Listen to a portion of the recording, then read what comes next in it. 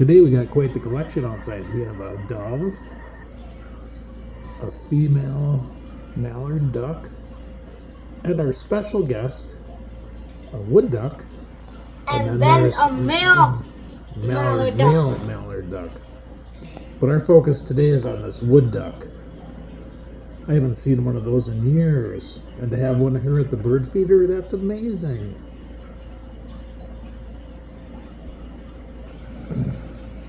Shouldn't be a threat to the other male duck because the female mallard probably doesn't like this one, even though he's so pretty.